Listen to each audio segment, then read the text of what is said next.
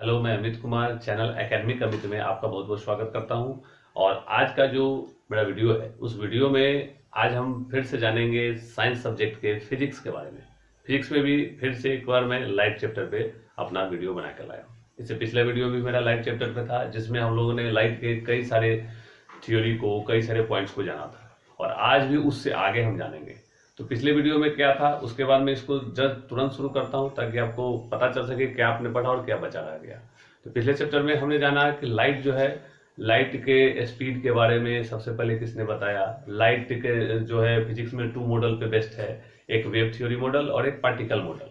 इसको हम लोग तरंग सिद्धांत कहते हैं और कण सिद्धांत भी कहते हैं। और इस दोनों मॉडल की मदद से ही फिजिक्स में टोटल जितना भी थ्योरी है वो इन दोनों मॉडल की मदद से किया जाता है। किसी एक मॉडल पे हम लोग इसको प्रूव नहीं कर सकते। टैंक मॉडल किसने दिया, वेव थ्योरी, कण मॉडल यानी पार्टिकल थ्योरी किसने दिया, इसके बारे में हमने जाना था। साथ ही हमने जाना था कि जो वेव थ्योरी है उससे फिजिक्स के किस किस थ्योरी को, किस किस सिद्धांत को हम लोग प्रूव करते हैं और पार्टिकल थ्योरी से कौन कौन सा सिद्धांत प्रूव होता है।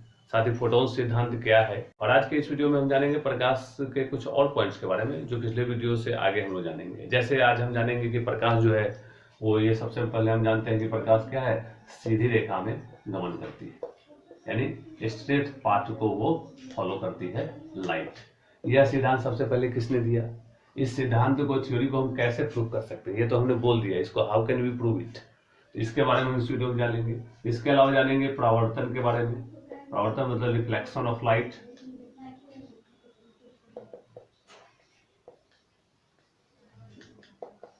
इसके अलावा हम लोग जानेंगे प्रकाश के अपवर्तन के बारे में। इट मीन्स है रिफ्रैक्शन ऑफ लाइट।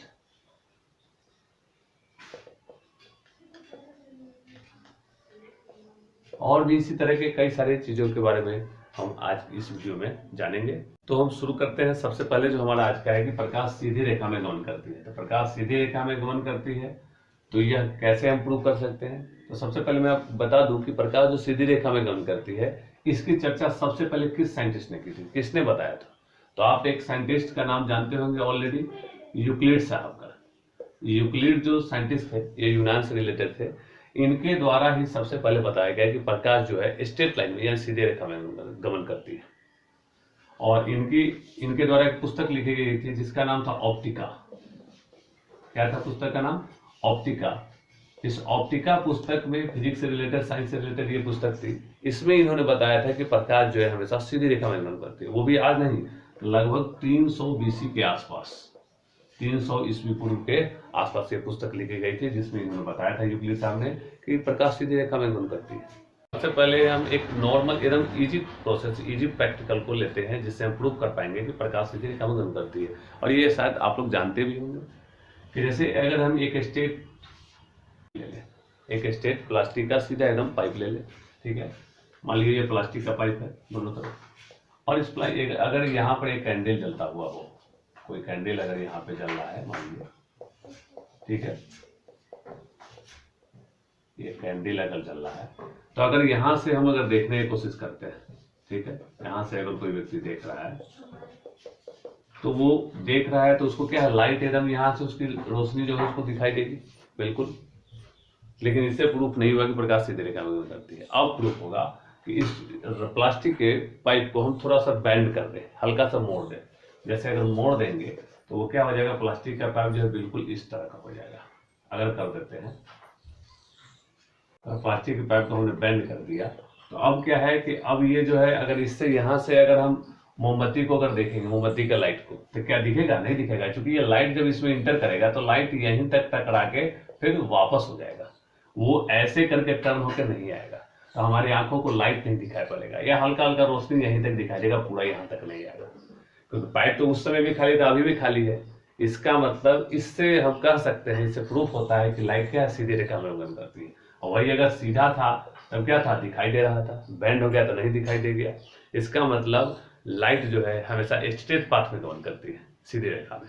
तो इस तरह आप किसी को प्रूव कर सकते हैं या बता सकते हैं कि प्रकाश सीधी रेखा में गमन करती है। अब बात करते हैं प्रकाश के परावर्तन के बारे में, यानी रिफ्लेक्शन ऑफ लाइट।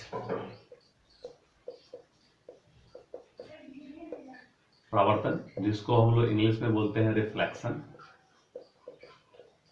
प्रकाश का प्रवर्तन यानी रिफ्लेक्शन ऑफ लाइट, तो बहुत ही इजी टॉपिक है, बहुत हार्ड नहीं है, इसको इजी गोइंग हम लोग समझ भी सकते हैं। रिफ्लेक्शन का मतलब है जैसे अभी आपको ये दिख रहा है या मैंने लिखा है इस पर दिख रहा है, तो ये तभी दिख रहा है कि जब इस पे कोई लाइट कहीं से पड़ रहा है, लाइट इस पे आ रही है और ये जितना भी लेटर लिखा हुआ है इस लेटर पे लाइट टकराने के बाद हमारे आंखों के पास और आपके आंखों के पास जा रहा है, तभी हम देख पा रहे हैं।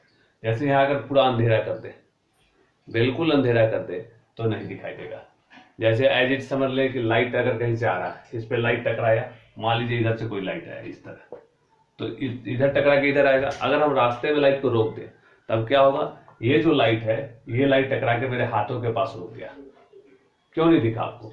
इसलिए कि वहां से लाइट तो आया लेकिन वो लाइट टकरा के यहाँ रह गया था, हाथों के पास रह गया था, हाथ पे ही इसके आगे जो होंगे उनको दिखाई देगा।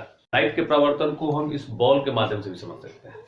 जैसे ये बॉल है, अगर इस बॉल को मैं इस तरह अगर सीधा टकराऊंगा तो ये बॉल फिर सीधे की ओर रिफ्लेक्ट करेगा, अगर ऐसे मारूं फिर बैक होगा। लेकिन इस बॉल को मैं अगर यहाँ से ऐसे एंगल बना के तिरछा मारूं एंगल से, तो ये फिर ऐसे नहीं बैक होगा, ऐसे टकरा के फिर उधर बैक हो जाएगा। यानी जिस तरह जितने एंगल से, ये खैर Newton third law of motion में काम आएगा, लेकिन मैं ऐसे ही लाइट में इसको समझा रहा हूँ।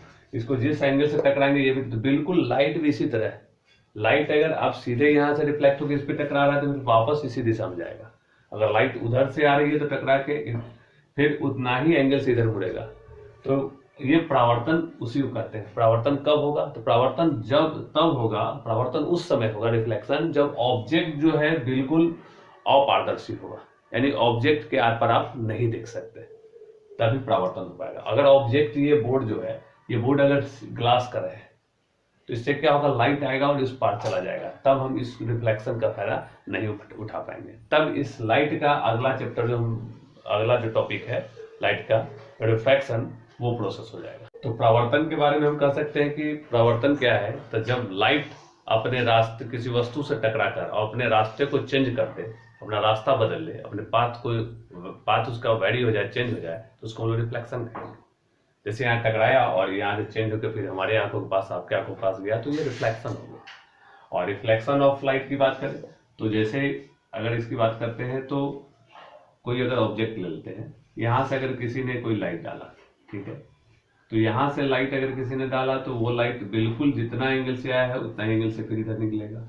अगर किसी ने लाइट ऐसे डाला तो फिर ऐसे निकलेगा, किसी ने सीधा डाला तो एकदम सीधा वापस हो जाएगा, है ना।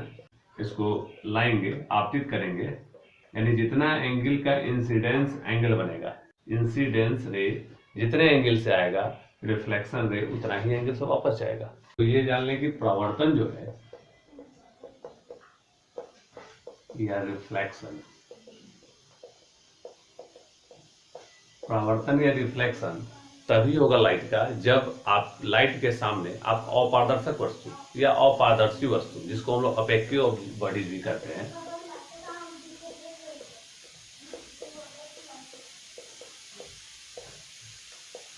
इसको डाल लेंगे लाइट के सामने, तभी रिफ्लेक्शन का प्रोसेस होगा। प्रावर्तन का प्रोसेस, रिफ्लेक्शन का प्रोसेस तभी होगा जब ये ऑब्जेक्ट सामने रहेगा। और अगर अपारदर्शी ऑब्जेक्ट नहीं है, ट्रांसपेरेंट या ट्रांसलूसेंट अगर ऑब्जेक्ट है, बॉडीज है, पारभासी या पारदर्शी है, तो उसमें लाइट उसको पार कर जाएगा, उस ऑब्जेक्ट को लाइट पार करके आगे बढ़ जाएगा। क्योंकि स्ट्रेट पाथ में लाइट गमन करता है तो उसको पास कर जाएगा, तो उस समय जो पास करेगा तो उसको हम लोग कहेंगे अपवर्तन, यानी रिफ्रैक्शन। यानी ये किस में होगा, ये पारदर्शी वस्तुओं में होगा, क्या रिफ्रैक्शन है। ये क्या होगा, अपारदर्शी वस्तुओं में। जैसे कोई अगर लकड़ी का टुकड़ा हम यहाँ डाल दे और लकड़ी का टुकड़ा ये पूरा है एकदम, इधर से अगर लाइट क्रॉस करेगा तो लाइट इसको पार नहीं कर पाएगा, तो लाइट ऐसे में क्या होगा, यहाँ से टकरा कर फिर वापस आ जाएगा। लेकिन यहीं पर इसकी जगह अगर हम कोई ग्लास डाल दे तो लाइट जो यहाँ आएगा तो लाइट इसको पार करके आगे बढ़ जाएगा। तो यही प्रावर्तन और अपवर्तन में अंतर है। एक चीज और ध्यान रखना है कि जब भी इमेज या प्रतिबिंब बनेगा वो हमेशा प्रावर्तन के कारण बनेगा, रिफ्लेक्शन ऑफ लाइट के कारण इमेज बनेगा। जैसे अगर उधर से लाइट जल रहा है, इधर से मान लाइट जल रहा है, तो आप देख रहे हैं कि यहाँ पे जो है, ये मैं खड़ा हूँ तो यहाँ पे इस बोर्ड पे मेरा ये कैप का या मेरा इमेज बन रहा है, प्रतिबिंब। चूंकि उधर से लाइट आ रहा है तो उस लाइट के कारण ये ओपेक्यू बॉडीज है जिस कारण इसका इमेज यहाँ बन रहा है। अगर यहीं पे ग्लास हो, शीशा हो तो क्या होगा, इसका नहीं बनेगा, तो यह अपवर्तन हो जाएगा। दोनों में अपना अपना है क्वालिटी है। रिफ्लेक्शन ऑफ लाइट का भी दो रूल है और रिफ्रैक्शन ऑफ लाइट का भी दो रूल है। दोनों का दो रूल है।